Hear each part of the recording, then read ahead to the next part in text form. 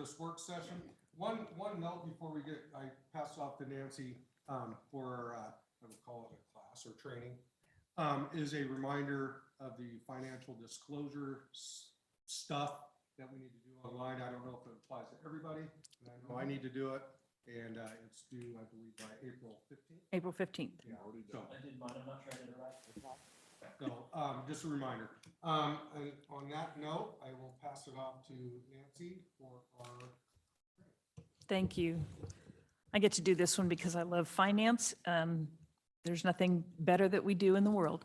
So I'm going to start by saying this will be the budget we're working on right now is the 34th budget I've worked on in my professional career. I have a graduate degree in public administration, so I've been focusing on this and living this for years and years and years. I'm going to tell you there are no fractions. You don't have to do any calculations here as part of this session, so relax and enjoy. If you have questions, interrupt because it's probably something that everybody else wants to know. And I can get going and have trouble stopping, but I'm going to keep my eye on the clock as much as I can and try and get through a lot of information as fast as I can. So agenda, we're going to talk about basic terms, budget, audit, Oregon property tax, utility rates, and then try and pull it all together. So basic budget terms, appropriations is the term we use for the legal authority to spend. It's in the resolution that the council adopts and says, here's how much. We appropriate within the fund by department. So bottom line, when it says in the water fund, Public Works gets $3 million, they can't spend $3 million in one, they get to spend $3 million. AV, MAV, and RMV are terms associated with property taxes, assessed value, maximum assessed value, and real market value. When we get to talking about property taxes, we'll roll into those. Balanced budget is a requirement by the state that we adopt a balanced budget, which means all of our total financial resources equal or exceed our financial uses. And that's a critical issue to remember. We are not allowed to deficit spend. So we work through that process as part of putting together the budget. A bond is what generally we use as a term for debt service, money that we have borrowed that we need to pay back. Expenditure is money that we are expecting to spend during the course of the year. The fiscal year set by state law, July 1 to June 30th every year. We talk a lot about FTEs. That stands for full-time equivalent, which is the equivalent of 2,080 hours of work time a year. So when you see a department like the library, which may have something like 6.57 FTE, that may be spread over 8 or 9 people with several part-time people working portions of a full year. We talk a lot about funds when we do the budget. We'll have some more in-depth on this, but fund, there is a definition that you memorize for the grad school exam and you forget as soon as you write it out, but it's a self-balancing set of accounts that has assets and liabilities and yada, yada. Basically, you can think of a fund as a business. We have a lot of different businesses that go together in terms of how we operate, and each fund has a revenue stream that is dedicated to the operations that are spent in that fund and provided there. Fund balance is the term that basically, since that fund was created, revenues in excess of expenses, the fund balance you really want to have be positive every year, because if it's negative, you just deficit spent, because fund balance is considered one of your resources available to spend during the course of the year. Levy is basically the assessment of taxes, and we have levies for operations and we have levies for debt. We talk about revenues and expenses as either ongoing or one-time. Ongoing is basically we're paying police officers to go get in a car and drive around town and arrest bad people year after year after year after year after year. One time is we need to buy some new radios for the police department, and we may come back in 10 years and need to buy radios again, but that one-time expense pops up as part of the budget. We also look at revenues that way. I tend to look at fund balance as a one-time revenue. It's available to spend, but if you spend it on your ongoing operations, you say, oh, look, I've got $1 million here. Let's hire an extra 5 people next year. I won't have that $1 million necessarily the following year, and I'd have to lay them off. So I tend to look at fund balance as a one-time resource that can be spent on a one-time use. And then resource, we talk about in a lot of different ways. Financially, a resource is your total revenue plus your beginning fund balance, but we also talk about staff as a resource, and we talk about equipment as a resource. So we need to buy a new Vector. We're buying a new resource that's available to be used. And then revenue is the money that's coming in during the course of the year. So when we talk about a budget is a statement of priorities. And those priorities, as you go through the budget process, can be desired but not funded, or they can be desired and funded. It's a summary of policy decisions that go back to the day the city was started. And until some council makes a policy decision that goes in a different direction, those policy decisions stack up for us and become, we're going to do this every year. So you have a policy decision from long ago, for example, that we are going to help people replace sewer laterals. Our budget every year includes money to help people replace sewer laterals until the council says, we don't want to do that anymore, stop, right? So you got to remember that you're building on decades of history in some cases in terms of what you see and what we do. It's both a financial plan, right? There's money, money, money throughout it, but it's also an operating plan. It tells you how we're planning to spend money, what we're planning to do with that money. It's a summary of projects, capital projects in particular. So what streets do we think we're going to be replacing? Water lines, West Side Interceptor has been a big deal. And last, it's a historical reference. So there are times when you won't maybe necessarily, but I might go back 2 or 3 years or decades looking for information in a budget that might tell me what was happening at that time that a particular decision was made, money was spent, project was undertaken. And it can provide a really good linkage for that history. So when we talk local government budgeting, we are governed by Oregon Revised Statute, Chapter 294. It's important to know Oregon was founded in kind of a progressive era coming out of things like Tammany Hall. So when they adopted laws in Oregon, a lot of our things like sunshine laws, public records laws, budgeting were all designed to be transparent, public involved. There's no cigar smoke in a back room where deals are being done, wink, wink, nudge, nudge. It's all done in the public view, much as this meeting is. It's all done in open meetings. People have an opportunity to come and speak to the budget committee and the city council about spending decisions and spending priorities and whether or not we're going to raise taxes or lower taxes, raise fees, lower fees. All of those are really designed to achieve transparency for the public. By budget process, by state law, there's a budget officer that has to be named, and by charter, that is the city manager. So that's me, and I get to do the best part of the job. I am tasked with preparing the budget annually and the budget message. I will tell you that we, as a team, prepare the budget organizationally. Every department is rolling numbers into budget documents, spreadsheets right now, both for what they think they're going to end the current year and then where we're going in 2024. We are required in the budget to show revenues, expenses, and staff levels, both by fund and by organizational unit being our departments. And I will tell you that expected revenue and expense has to be grounded in reality. So we sit back and look, for example, we always start the budget with revenues. So what do we think we're going to get next year? We look at history. What have we gotten the last several years? What have each of our major revenue streams done? What do we know about that information? So water revenue was really high in 2020, but it was a very, very dry summer. And then 2021 was a wet summer and we didn't get as much water revenue. So what does 2022 look like, 2023 look like, and what do we think that means for 2024?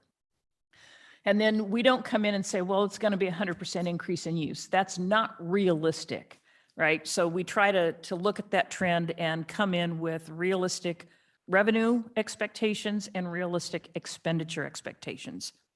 The budget, as I noted, has to be balanced in each fund. I think it's important as we look at things like a fund balance. Certainly, you can spend that fund balance to zero, but it gives you absolutely no cushion. And we look at that fund balance in part as a cushion to help us deal with recessionary issues.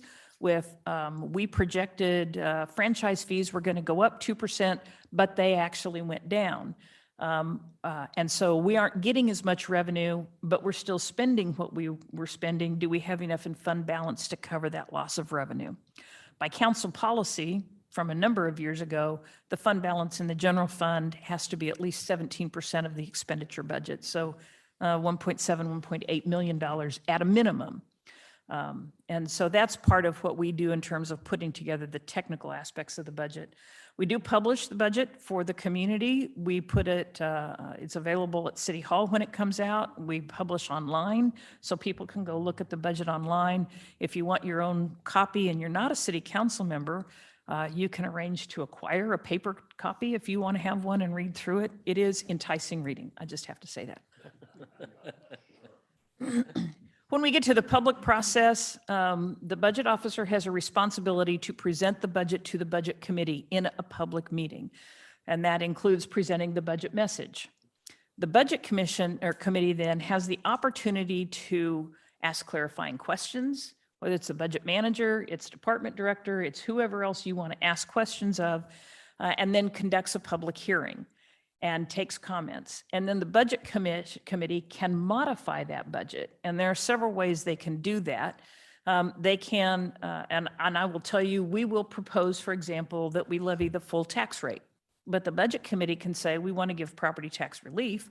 We'd like to under levy that. And we can knock 25 cents off of the tax rate and save taxpayers money.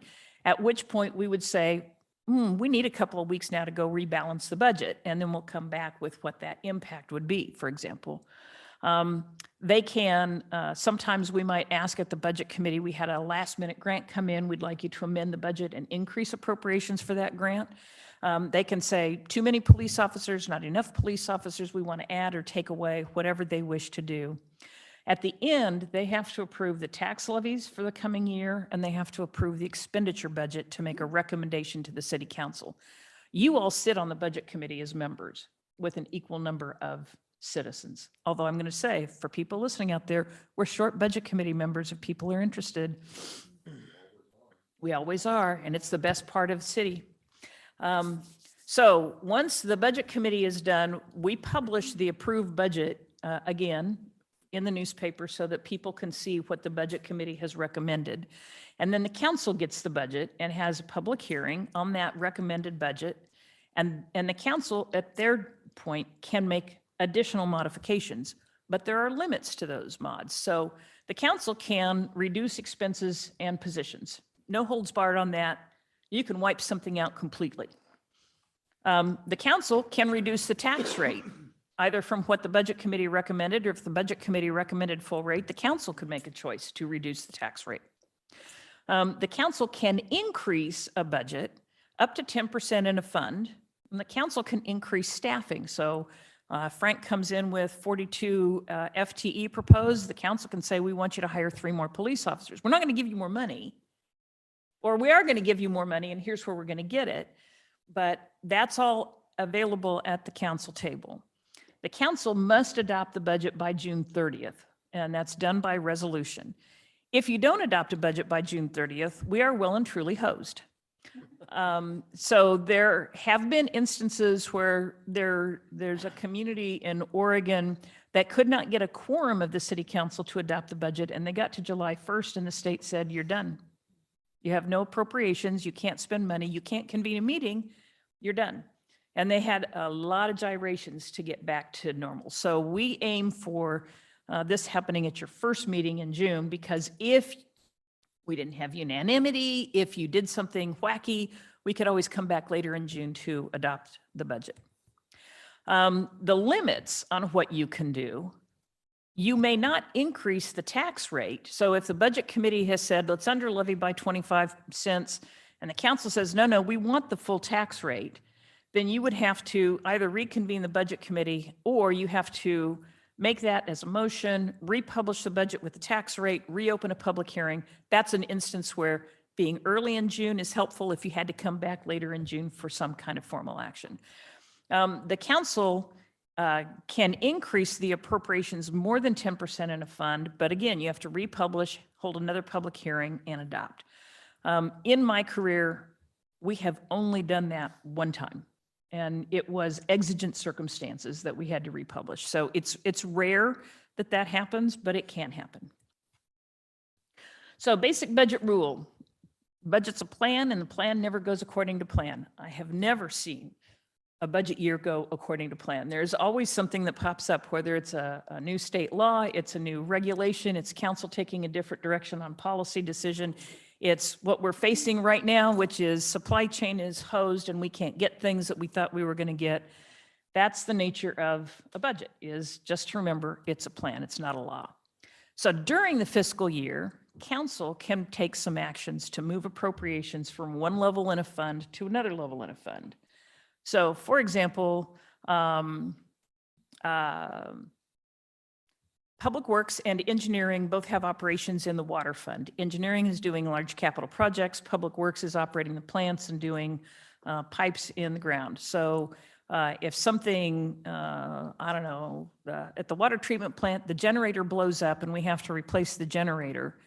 But engineering says, we're not going to do this capital project. We can come to council and say, would you transfer $100,000 from engineering to Public Works in the water fund? We have not changed bottom line what we're spending in the fund. Hasn't changed revenue, hasn't changed anything else, just moved from point A to point B. The other thing council can do is increase appropriations based on new or unexpected revenue. And that most often happens when we get grants that were not expected and we're going to spend the money. It can happen if we had a beginning fund balance that was larger than we had expected and we need to spend that money on something. So one of the things we're talking about right now, Lynx has ordered a bus, which was expected to come in September, so would have been budgeted next year, but maybe it's going to come in June. So we're trying to figure out likelihood of that, and do we need to amend the budget because we didn't include the appropriations this year to pay for a bus. Those are the kinds of things that we work through. Primary oversight entities of financial business. First one up is members of the community. And I got to tell you, not that many people read the audit report annually, and I get that. It's not as delightful reading as a budget is. But it is an important report card to the community about how our revenues and expenses have worked for the year and our financial status. But we do have all of these other bodies that have a finger on the scale in terms of what they are looking at, what they are watching us do, reports that we have to file with them to tell them what we're doing with resources during the course of the year. So why is it important? Number one, it is the public's money. It is not my money. It's not your money. I mean, yeah, you pay taxes, but it's not yours. And we always have to think about the decisions that we make in terms of, would the public make that same decision? So on a personal level, I might choose to buy a Lamborghini, but would the general public make that choice in terms of what our new police car is going to be? And I would hazard, no, they would not. And so we think about that in terms of public's money. A budget is required to operate and provide service to the community. If we don't have a budget by July 1st, as I noted, the state could shut you down. But beyond that, we wouldn't have any people coming to work on July 1st if they're not going to be paid. No appropriations means no ability to pay you. And many people that work for us love the community, but not for free. When you have a mortgage payment coming due, you're going to have to go find another job. What gets funded is the priority, and I put a maybe on this because a lot of times we have priorities to do things, but we don't have the funds to get them done. And that does create a challenge, I think, all the way around. It is a critical balancing act. It is difficult to do everything that we want and need to do. I will tell you, one of the concerns I have, for example, is the level of need for infrastructure, particularly pipes in the ground in this community, is high, but we don't have enough funding to do everything we need to do there. And finally, everything we do comes down to money. There is nothing that is free, right? It's providing services to the community. It's paying people to provide those services. It's the materials and supplies. It's chemicals at plants. All of that comes down to money.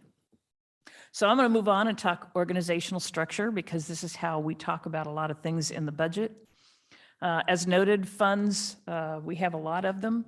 The fund name will match its major purpose. So street fund does streets and water fund does water, and it's pretty clear and self-explanatory. Except for the general fund, those funds have singular focus. And the technical decisions that are made in those funds largely are going to be staff decisions. So if we've got 4 sections of water main that need to be replaced, Ron and Jason are sitting down between them saying, we can only afford to do one next year. Which one is the highest priority? Which one is most likely to fail completely?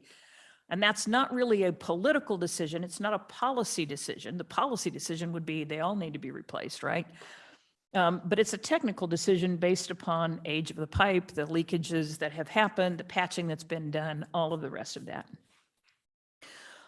When we talk fund types, we do talk different bases of accounting. This really only comes to fruition during the audit process, where you see a whole bunch of work on the backside by the finance department to try and report the city's financial status in a single accrual basis of accounting. We ordinarily, in many of our funds, operate on a modified accrual, and the differences are, when do you recognize that money is in your hand or coming? And when do you recognize that money is going out the door? But it does, you'll see it when you see the audit report in terms of a discussion of governmental operations and business type operations. When we talk budget by fund type, by far our enterprise funds, water, wastewater, storm drainage are our largest share of the total budget. That reflects what they're spending in terms of capital largely. So I'm going to run through the kinds of funds we have. We do have 5 urban renewal districts. So we have agency funds for managing urban renewal. We'll come back to urban renewal later. We have 3 internal service funds. An internal service fund provides services within the organization. So our operations there, my office, HR, the city recorder, the financial accounting part of finance, not the municipal court part, building maintenance, and then IT services. These are all, for the most part, services we just provide kind of backdoor. And our revenue comes from charges to those using departments. The enterprise funds I noted, we have 3. It's important to recognize these as operating as a business means they cover every part of their costs by fees, charges for service. So the amount that we collect on those monthly bills every month covers our operating, our capital, and our debt costs for those 3 funds. They are capital intensive. They are heavily regulated by DEQ and OHA. Those regulations continue to get added and increase costs, and love them. We have 3 debt service funds. We have voter-approved general obligation bonds. There is a separate tax levy not associated with the operating levy to pay those. Those bonds are from when we built the library and the Justice Center, and I want to say we pay them off in 27 or 28. We have pension obligation bond that's paid from PERS savings in each fund via lower PERS rates, and those we also pay off in 27 or 28. And then we have a 2013 full faith and credit for the Northwest Urban Renewal District that is paid by urban renewal money.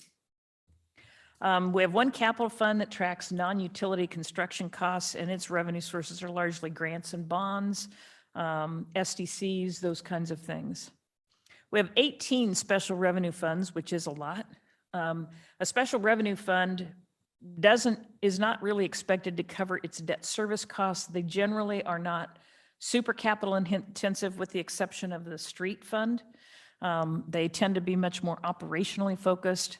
Again, the name of the fund and the use links in. So the motel tax fund is used for tourism promotion. The building fund is used for building permits and inspection services, those kinds of things. And then the general fund. This is the one we talk about the most. The property tax is the primary revenue source here. The property tax is not a revenue in any other fund. The operations are complex. They are not focused on a singular area. So you're not deciding which water pipe you're doing. You're deciding, are we putting more into the senior center or land use planning or police? Those are the kinds of questions and challenges that we have. And frankly, the ability to raise revenue for general fund operations is significantly impaired. Second way we talk about the organization is by department. We have 10 departments. I lumped all of our admin functions into one here. A department generally links skills, knowledge, tools used. So think about Public Works, which is working on, besides the plants, they're doing water pipes, sewer pipes, street work, storm drainage work. Those all use the same tools across the organization. We can operate in one fund or in multiple funds. So for example, the library is only in the general fund. Public Works is in parks, street, water, wastewater, storm drainage, probably two boat ramp fund. So a wide variety of operations there. And I think it's kind of cool to look at the FTE, which is the line on here. The FTE for police being so high, and yet Public Works and Engineering's expenses being higher. And again, that reflects the capital that they are invested in. We talk about classifications, both of revenues and expenses. So for revenues, we talk classes are property tax, charges for service, intergovernmental, those kinds of things. And then when we talk about expenditures, we primarily are talking about personnel, materials and services, and capital outlay. So again, when we look at funds kind of by type, you see that big lift for personnel services in the general fund, which is reflective largely of the police department and the FTE there. Although Public Works has about the same number of FTE, because they are largely in those enterprise funds, it is the capital intensive operations there that drive the capital side of that equation. And we put it all together. So every transaction that we do within the organization, every financial transaction has a general ledger account code that links fund, department or organizational structure, and then the object of expenses that gets us to the classification. Some people might want to know, what'd you spend on salaries, or what did you spend on PERS benefits? They want to know, where did my water payment go? And the ability to point you to the water fund, and here's where all of the money we collect on every water bill every month goes to, and here's how it's being spent, right? Or you want to know why the Public Works budget is so big. You can see all of that and how we can pull the data and look at it. That takes us to audit. We do complete the audit at the end of each fiscal year. It is mandatory. Most of the audit work is done by staff in terms of reviewing our transactions, making sure everything was accounted for correctly, putting together our financial statements, but we are required to have a third-party municipal auditor review those before they can be approved. The focus of an audit is always kind of the financial status on June 30th. Could you pay your bills if you went out of business? It is heavily prescribed by the Governmental Accounting Standards Board for the rules there. The primary user of any audit is a financial market. Are you a good credit risk? Can we loan you money or not loan you money is really what it boils down to in terms of the primary users. It's important to note our assets are significant, $108 million in 2021. You got to think about the value of the streets, the dirt underlying those streets, parking lots, parks, our water sewer storm systems, our public buildings. All of that has a value on our balance sheet, but we all acknowledge through that audit report, but they're not for sale. I mean, you can't operate without streets. And so we record those assets, and I think it's important to know we have those and what the value is, but to also know they're not going anywhere. Can I ask something real quick? Are we audited just by a vendor we pick, or is there a government agency that? No, we do that. We do a request for proposal and select an audit firm from that. The last RFP that we did for audit firms, we had 2 proposals. I will tell you you're seeing here, our audit report will be on an agenda real soon. There are not a lot of people going into the accounting profession now, even fewer going into the audit profession. There are not very many audit firms out there. We are not the only ones who are super late getting our financials reviewed. And it's got a lot to do with there's nobody working at the audit firms, and it's not unusual for us to have a team of 3 people here for on-site work, and next year it is 3 completely different people. And that just seems to be the nature of that business right now. I can tell you Washington State, for example, the Secretary of State's office does all of the local government audits in that state. And there are some advantages to that in terms of expediency, but disadvantages in terms of the ability to have some local control. That's wondering, we get audited by both. Yeah. NCUA watches us and we hire a supervisory audit too. So just curious. So I'm going to talk property taxes for a little bit. And from my perspective, this is a hot mess, so just be prepared to wade into it. Just for y'all's edification, I started working in Oregon in August of 1990 when ballot measure 5 was about to be voted on and hiring had been frozen across most of the state. And so I've lived through and implemented a lot of these things and love them all. So Measure 5, 1990, that is the measure that split taxes into an education pot and a non-education pot. Education limited to $5 per thousand RMV, real market value, non-education $10 per thousand of real market value. And I think it's interesting to note, and people lose sight of this, is Measure 5 required the state to replace lost education tax revenue, but only for 5 years while that was being phased in. The state has continued to fund education, and for those interested, I think that's where you've gotten to the per pupil allocations. You've taken a lot of local district choice away in terms of we want to put more money into athletics or we want to put more money into foreign languages. Those choices have pretty much gone away because the state is really the predominant funder of schools now. That brought into place what the term compression, which is what happens when property taxes exceed those $5, $10 limits. Compression is applied parcel by parcel. It's not on the community. Compression is first taken against temporary levies and then proportionally against all of the permanent levies. And one of the things that means is you can go out for a temporary levy and say you're trying to raise $1 million a year for 5 years to fund new fire equipment. But because of compression, you only pull $700,000 a year. And suddenly you've made promises to the community that we're going to buy 5 new fire vehicles at $1 million each, but I don't get $5 million over that 5-year period. So I come back and ask for renewal and I'm going to go to 1.25, hoping to get my $1 million, right? And those levies keep bumping up. And we've seen that some,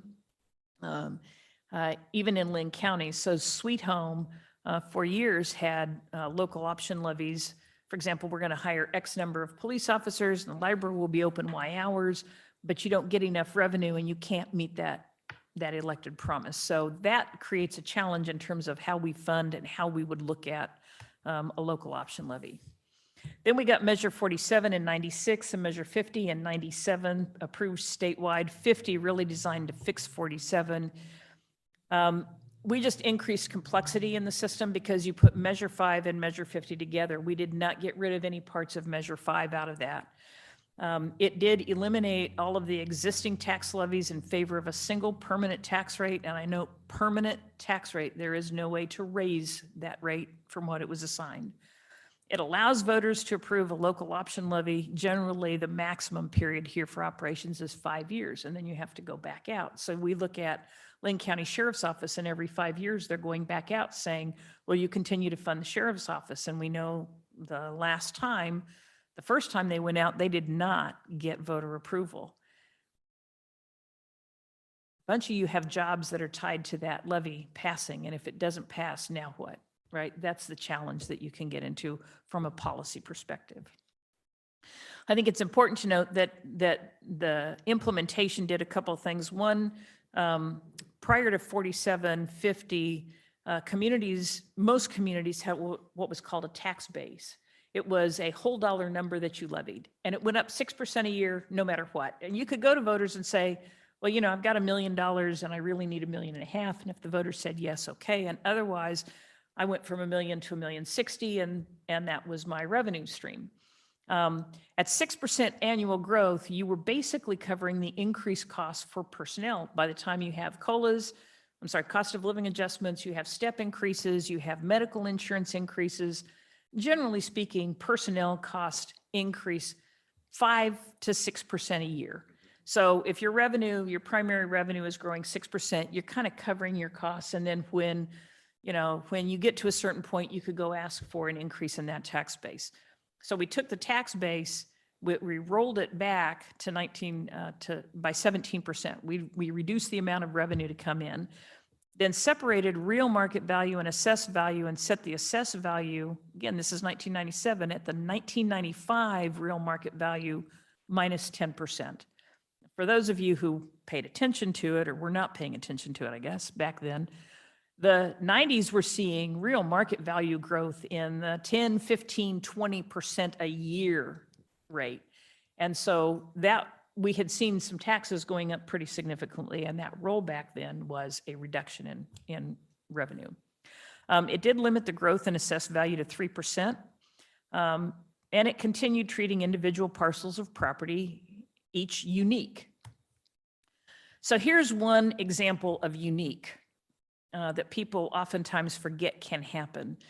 This would be an example coming out of, let's say, Bend in the housing crash, where your $2 million home last year is suddenly worth $1 million. And your assessed value does what? Grows 3%, right? Except no, the law says when your real market value drops to below your assessed value, your taxes will be assessed at your real market value. That's what happens when the blue line goes down. So here we have the green line is the maximum assessed value. The straight line grows 3% a year. Boom, boom, boom, boom, boom for all times. The yellow line, orange line, is the assessed value. So you get to 2008 when the black line, looks blue on my screen, real market value drops to below your assessed value. Your assessed value sets back. And you're paying taxes now on that little bit over $1 million in value. And you're going to continue as your real market value starts to grow until you get back to the maximum assessed value line, at which point you're going to trend up at 3% a year. That does mean that there were years in here where your taxes, your assessed value went up more than 3% in the year. And it did cause many people to kind of come unglued when suddenly my taxes went up 10% this year. Yes, because your real market value grew 10% this year. People don't remember that that happened, but it is a very real outcome. So this one is kind of messy, but it's designed to show you how compression calculations work. In this case, we have a piece of dirt that's worth $250,000, our Measure 5 limit. I'm looking just at non-education governments here. 1% of real market value, that's the $10 per thousand. So $2,500 is the maximum amount this property is going to pay.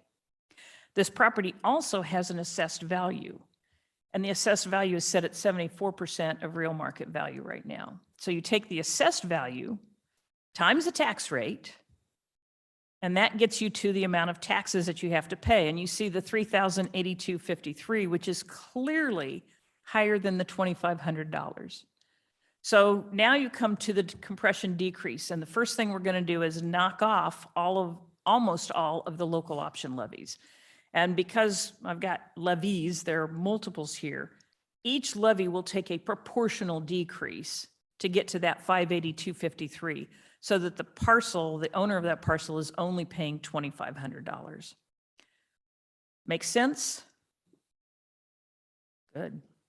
So it's also important to know that new property, new development, has an assessed value set for the type of property in the county that is proportional to all of the other property of that type. This is called the change property ratio, CPR.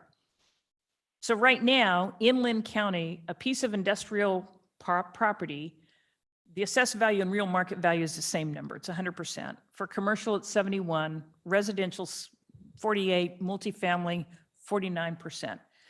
So one of the things that means is $2 million in real market value for the 4 different kinds of development here result in very different amounts of taxes that are going to be paid.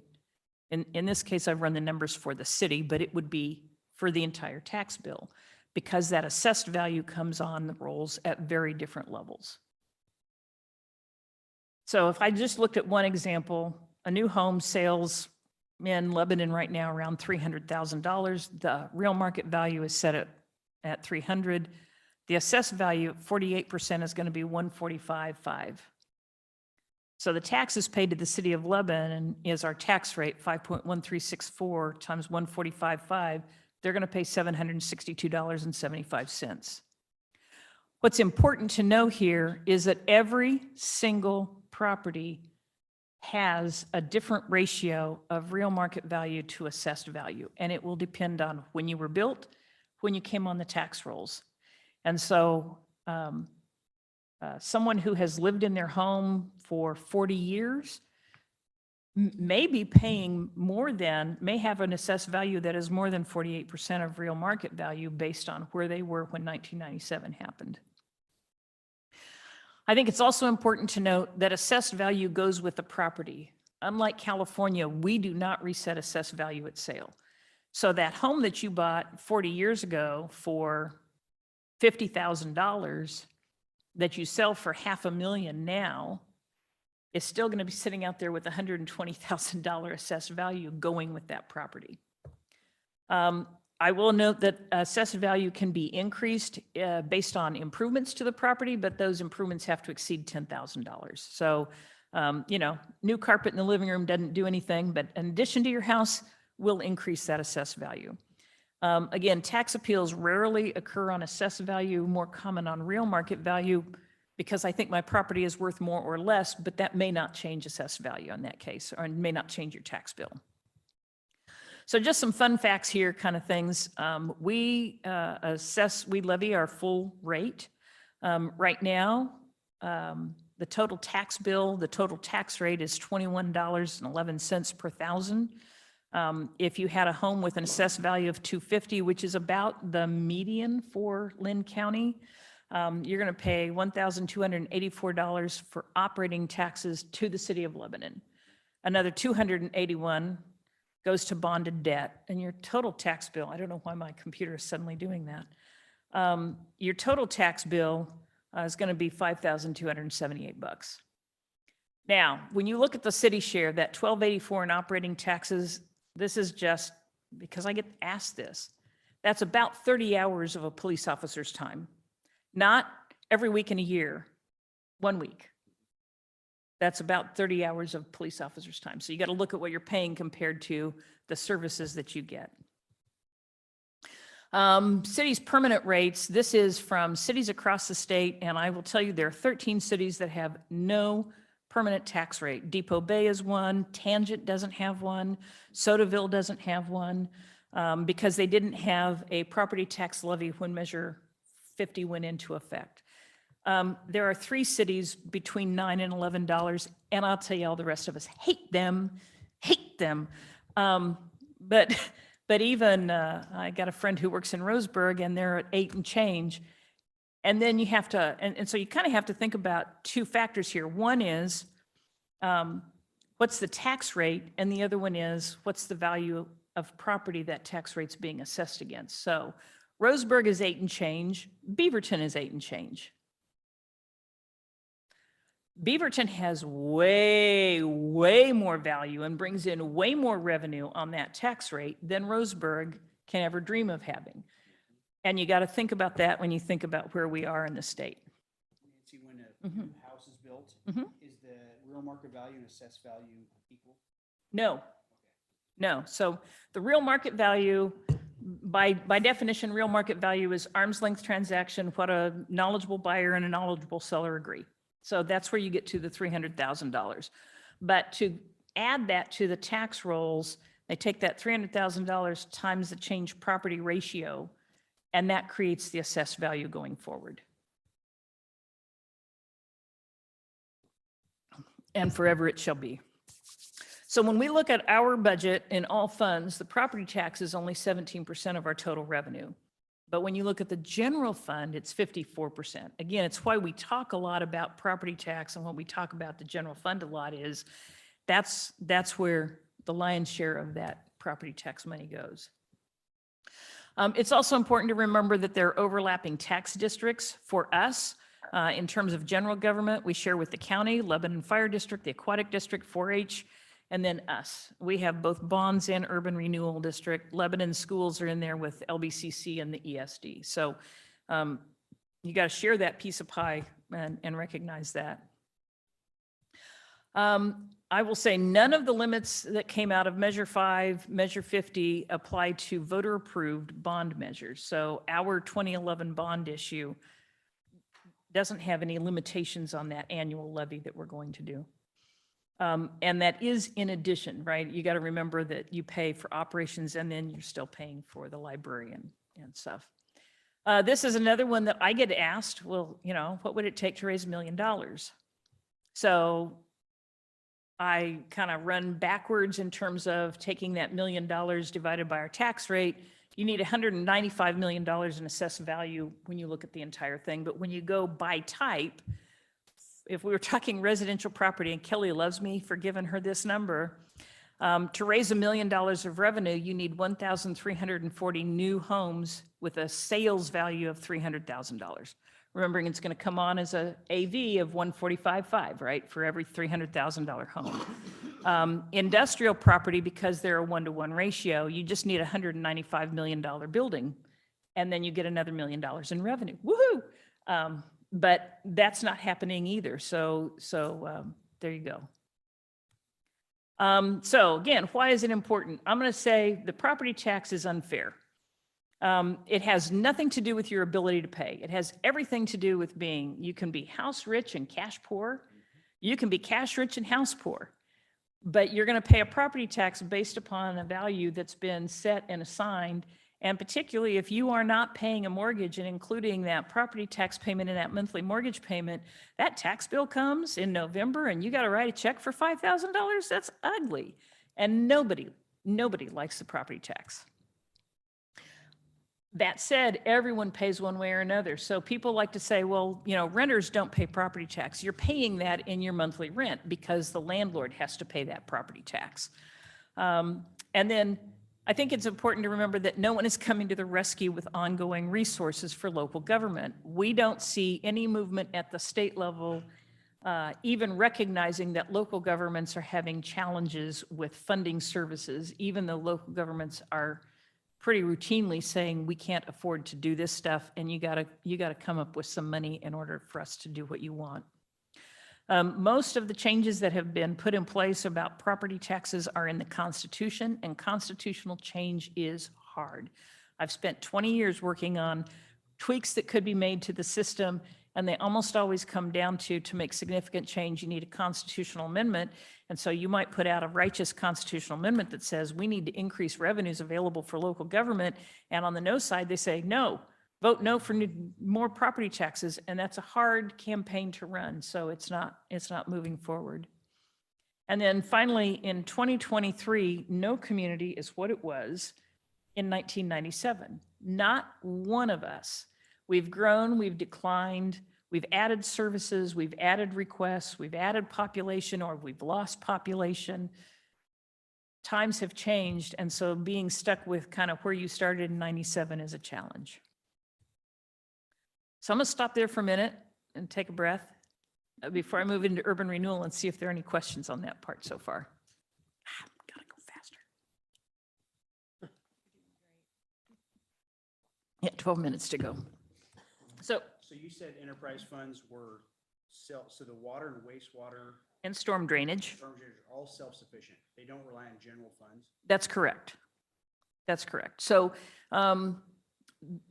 they have outstanding debt, and we have to make sure that we have rates adequate to cover operations, maintenance, outstanding debt, capital projects. That is part of how they operate. And frankly, I would largely argue, this is not popular necessarily, that streets ought to also be an enterprise fund with a charge to pay for street infrastructure, because we have no revenue sources to pay for residential streets. We get money from the state that goes largely to arterials, but we don't have money from the state that would repave the street in front of your house. And as you drive around town, there are a lot of residential streets that were put in 60, 70, 80 years ago, and they are crumbling. but we don't have any money to be able to replace them except, bits and pieces, a block here, a block there. And most often, we are going to replace the street because we are replacing the water and or sewer line, right? And so that's a challenge, but the street infrastructure, the way that I think, it's probably shouldn't really be thought of as significantly different than water, sewer, stormwater, right? It's a major infrastructure system that's critical to the well-being of the community. Now, do the SDCs, is that part of the enterprise fund money, or does that go to? streets? Or So, does it go back so, to the general fund? nope. SDCs, we have SDCs, system development charges for water, wastewater, storm drainage, streets, parks. Those are tied to infrastructure development associated with growth in the system. So we look at master plans, start this discussion really with looking at, we have a water treatment plant that is built for a population of 40,000 people. We currently have 20,000, and we're projected to hit 40,000 in 30 years. So we may say, in 30 years, we're going to need to expand the plant. So we're going to start collecting system development charge revenues so that when we get to that point, we have enough money from all of the people who moved to town after today have paid in to do that plant expansion. So the only thing you use system development charge revenue for is for infrastructure expansion. It can't be used for operations, doesn't fund anybody's salary, doesn't fund equipment or anything like that. It's just expanding. But it will help with street repair. It will not help for street repairs on a residential street. If you have, and I'm going to make sure I'm saying this right, if you have a street that has been designated an arterial, for example, but it was built as a residential street, and now we're going to go rebuild that street and make it the arterial it's supposed to be. We're going to take a little more space. We're going to put the center, turn lane down the middle kind of a thing. SDCs can be used for the costs that are associated with the additional infrastructure, not for replacing the street. So Ron and his group have to go through and say, how much of these costs are, if you're paving 30 feet now instead of 20 feet, 10 feet is SDC eligible, but the other 20 feet, because you had 20 feet, is not. I'm going to look for a nod. Is that ballparky, right? Thank you. Strong So if nod. I build a house or apartment complex and I pay the SDCs, does that money, where does it go? How long does it sit there? Does it carry over or is it spent that year?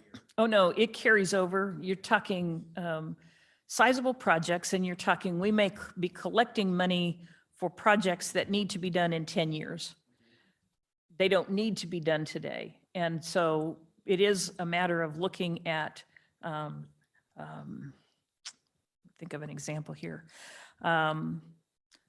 We have a water line, I'm making all this up as I go along, so don't hold this as factual. Let's say we have a water line down Stoltz Hill Road that's an 8-inch line that serves people on Stoltz Hill Road. But our master plan says when property on the south and the west develops, we really need that to be a 12-inch line. There's no development. We're going to let it sit. Now we have a builder coming in saying, I'm going to start building on this 80 acres, and I'm going to put 150 homes in. Now I need that 12-inch water line. So now we're going to come in and replace that water line. It's in the master plan. I'm collecting SDCs for it. I can now upsize that water line. Does that make sense? Yeah, it is. I guess I'm just wondering, like, as far as if we're looking at the budget, is there a line item that says like this pot SCD, there's a line item that we can see and it's growing every year and then we had a big project so it pulls back? And Yes, you will see. So the systems development charges are reported both in the audit report and in the budget in funds. They are in their own funds, and you can see what the balances are, what we project revenues. I will say that of all of the revenues that we get, projecting SDCs is horrid, Right, you never right? know who's- Because you don't know, right? It's wholly dependent upon development happening. And so, you may get a little bit if somebody is remodeling their house and adding a bathroom, they're going to pay a little bit of SDC charges, right? That's not much.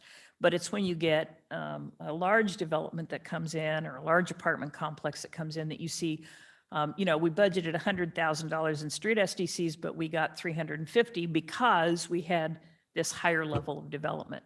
That also means that we have more demand for the infrastructure expansion because we have had that higher level of development.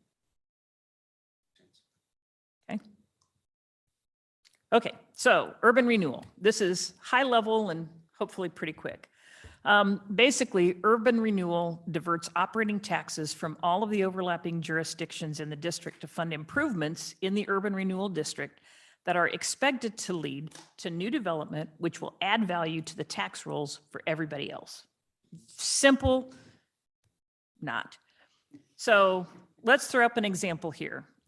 My first column here is minus 1 year. So before we've created urban renewal, we set a value, and the value in the district is $100,000. And of that, non-school gets their $10 and schools gets their $5.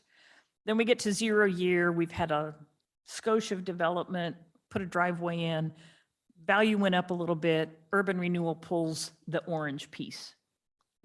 City still gets their $10 and school district on their $5 on that original $100,000 in develop or in property value. Then you go to 10 years, you've had more development, 20 years, you've had even more development, and urban renewal has pulled all of that additional tax revenue off.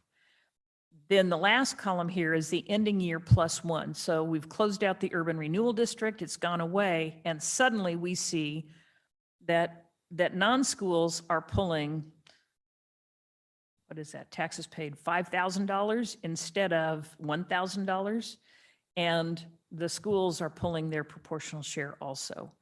All of that revenue goes to all of those overlapping taxing districts. So in this case, the urban renewal district has done exactly what it was intended to do. It has added value to the tax rolls for all of the jurisdictions. But you do have to wait until the development is done, the debt is all paid off, and you can close out that urban renewal district. We have 5 urban renewal districts. Each one has a plan that is available on the city's website that identifies the improvements expected. The council does sit as the urban renewal agency. That's, you'll be in budget committee, and then you'll be in urban renewal budget committee. You'll be in council and then urban renewal council to adopt budgets and take those actions. I will say implementing a plan and major amendments that increase maximum indebtedness requires approval from 3 of the 4 largest taxing districts, and that's city, county, fire district, school district. We have to get at least 3 of them. Fortunately, we have 1 vote. So that gets us started. And I will say our partners have been supportive of the urban renewal districts that we have in place and the value that that's adding. Minor amendments can be done by the Urban Renewal Agency. We're actually working on a couple that we will be bringing to you at a future meeting. And I will say it's been a very good tool for us in terms of letting us develop and improve industrial property and commercial land that's led to buildings, that's led to jobs, increases in property value that are really quite significant and helpful that we would not have been able to do otherwise. So beneficial to us. So now I'm going to do a brief summary on utility rates. Again, this is just kind of foundational stuff. We do collect the monthly utility bills, system development charges, and then we have a little bit that we get on permit fees for development review when public infrastructure is going in. We look at those rates to cover basic operations and maintenance and capital projects. And if you ever look at fashion magazines, you peg fashion as either $1 sign to $4 signs, and $4 signs means it's not in your budget. These are expensive projects. So West Side Interceptor is running at about a $22 million project budget. That is huge, right? But it is infrastructure that's needed. And as we look in the future, we're only seeing costs go up. This covers plant construction or rehabilitation. It covers pipes in the ground, pumps and lift stations. All of that is covered by those basic rates along with debt service. So when we look at the existing utility debt, we have the water treatment plant debt outstanding until 2049, and we're paying $1.15 million a year on that. Right now, we have wastewater debt outstanding until 2031 at $385,000 a year, but we will have more coming from a state loan for the West Side Interceptor. And then the storm drainage, we don't have any debt yet. I say yet because regulations are coming that are going to cause us some challenges. We do review the rates annually. This will be coming to a work session near you in April to talk about our rate projections, and Ron will talk some more about general status of infrastructure. In terms of staff recommendation, we're looking at existing costs. We're looking at future costs. So though we don't yet have a debt service schedule for the West Side Interceptor project, we have a ballpark idea about what we're going to be paying, and we are looking at making sure we have enough in rates to make those payments and meet our requirements for that. So we are looking at how we're building capacity for the future and what might be coming. If you're not aware, we are working on a wastewater treatment plant master plan. That's going to be expensive. What comes out of that master plan and the updates needed at the plant are going to be expensive, tens of millions of dollars, and we need to be prepared to look at that when that plan comes in. We also focus on the bottom line on the bill. So this is an example. This is not real, although the current rates would be, I think, about right. If we had a family, single-family home, we try to look at the bottom line, and so what you see here is a scenario where we're looking at 3% rate increase in water, 10% in storm drainage, and 2.5% in wastewater. But we're keeping that at 3% increase on the customer's total bill. I think we do work really hard to recognize we are a low-income community. We have a lot of people living on fixed incomes. That utility bill is a monthly bill, and you can't get out of it. You have to pay it. And so we're trying to do the level best we can in terms of balancing the needs between the three funds and what we can do in terms of trying to keep that stable for our community. So again, April 26th work session, we'll be talking about utility rates. So let me try and wrap all this back up. This is a look back at the general fund for the last 5 years. Green line is revenue, yellow line is expenditures. The lower line down there is the ending fund balance. The numbers are relatively stable. The revenues until last fiscal year were generally a little bit more than expenses. One of the definitions of fiscal sustainability is that your revenue equals or exceeds your expenses for the year, your operating expenses. And that if you're not doing that, you're eating into your fund balance for those basic operations, and that's not a sustainable source of revenue. I don't think that the picture for 2023 is going to be significantly different than the picture for 2022. And as we're working on the 24 budget, it's probably going to be about the same, where our revenues and expenses are pretty equal for current services at their current levels. We are driven by the same economic conditions that the rest of the world is. We have wage agreements, we have labor agreements, we have to maintain some level of competitiveness with our partner or our similar sized organizations. So we've got cost of living increases. You all know how hard it is to hire police officers. We've been doing what we can in terms of pay increases to try and help address that.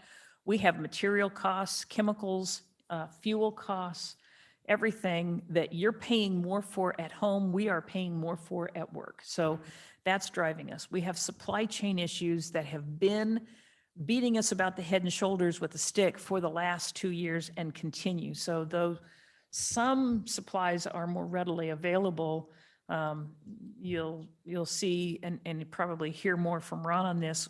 We're hearing it's 6 months before you're going to get ductile iron pipe of certain size that we need to do water line. And that means because it's such a tight market, the prices go up and we can do less with less, right? We have infrastructure that is in sore need of repair.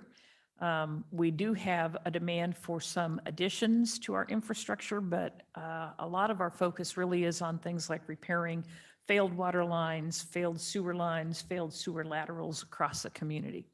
And I'll tell you, we are watching federal and state mandates coming through the door that are just driving costs higher. If you've heard about it, the federal government now is looking at treating drinking water for PFASs. I can't even say the word, but they're permanent chemicals that are now showing up in water. And Ron and I were joking this morning that if it's coming on the drinking water side, it's not going to be long before well, you can't put them in the river either. So you have to treat for the same thing, the same constituents on the outflow side at wastewater. We have a relatively new water treatment plant, and we actually, as staff, count ourselves lucky that we built it when we did, because what cost us $30 million in 2018, 2019 would probably cost 60 or more today, just based on what's happened with infrastructure costs. And we're watching all of our friends and neighbors as they're doing sewer plant expansions, and we've gone from 30 million to 40 million to 50 million to 60 million. And that's the price of dealing with all of the regulations that we have to deal with and getting what we need to do that construction. So that's a cost that's driving us. Then we look at some of the things that are coming out of state, right? Affordable housing assistance, homeless services, climate-friendly initiatives, infrastructure needs, where the state wants cities to help put in infrastructure, new infrastructure to help make housing more affordable, though they are not willing to ante up money to offset those costs. And we continue to have conversations at the state level, which is if you take SDCs away to pay for expansions of infrastructure, you put that solely on the backs of ratepayers, and our ratepayers who are low income are already paying more than they should. And so you've got to start coming to the table with some dollars. And we're hopeful, but I'm not seeing anything coming through with here's a blank check. So coming up, May 17th is the budget presentation at the Budget Committee. June 14th is council adoption. June 30th, fiscal 23 ends, and fiscal 24 begins on July 1. So with that, I went 6 minutes long, which is not bad on 68 slides. So it's a lot of slides. I covered a lot. I'll answer any questions you have here, or as you go forward, if you have questions, I am happy to do what I can to help. I have one. The slide where you showed it was a general fund slide, and you had revenue dropping and That one. There one. Why is revenue dropping? Revenue dropped in 2021 as we were in the midst of pandemic, and people were staying home, and we were just seeing kind of across the board. We saw, I mean, some of them were huge, not here, not in the general fund, but like the motel tax went almost to nothing for a while. Franchise fees are dropping, intergovernmental revenues are dropping. There was no construction. It's Because it seems like property tax revenues would have gone up 3%. So I will say the one plus from the perspective of Measure 50 is property taxes generally have gone up that 3%, even in the midst of, for example, the 2008 recession. Most communities, not all by far, but most communities, tax revenue continued to do that 3% growth, because in most places, the difference between real market value and assessed value was sizable enough. A drop in real market value did not drop most people to below the assessed value. Bend was kind of the poster child for my $2 million house is worth what? Yeah. And they've had a lot of examples about, kind of some differences between if you built that house or moved into that house in like 2007 versus it finished in 2008 and got added to the tax rolls, what that difference did. But the vast majority of communities did not lose on property taxes during the recession based on the tax law, which is the only upside that we've been able to find in Measure 50. Well, I'm just seeing like between 2018 and 22, there's about a $2 million revenue So drop. you also have to remember that in 2020, we got ARPA dollars, about $3.5 million in federal ARPA dollars, CARES Act money that came out That's that was just one-time money. here, take care of pandemic stuff. And so that was the bump up in 2020, and then 2021 when all of that stuff ended and we were still seeing businesses not open, Yeah, right. Did we see anything change with the delinquency rate during the pandemic? We did. We saw, on property taxes Yeah, or on On utilities? property taxes? I don't think we saw a significant 'Cause bump in Usually delinquencies. was about 4% was average. And Are I we think that's still- about where we still are, is about 4%. How about utilities? Utilities, we did see an increase in delinquencies, and we put a stop on turning off for non-payment for a number of months. We worked with Community Services Consortium, and we're still working with them as they're getting aid for water customers to provide low-income assistance to customers, and they have funding now to help people who are in arrears get caught up. I know we're sending a lot of people to them. Yes, and we also are now working with them in terms of the people they give us as being eligible for low-income assistance. We're also notifying Republic Services for trash that those people would also be eligible for reduced rates for trash pickup. Okay. I'm surprised that the delinquency rate didn't go up. It's possible that the federal payments to people helped that. You mean that free money? Yes, Hey, my Right. son got a lot of it, so I know. yeah. If that's it, then I'm done. I take it you're done. so. I'm done. Thank you. There's no other questions? Alrighty, then this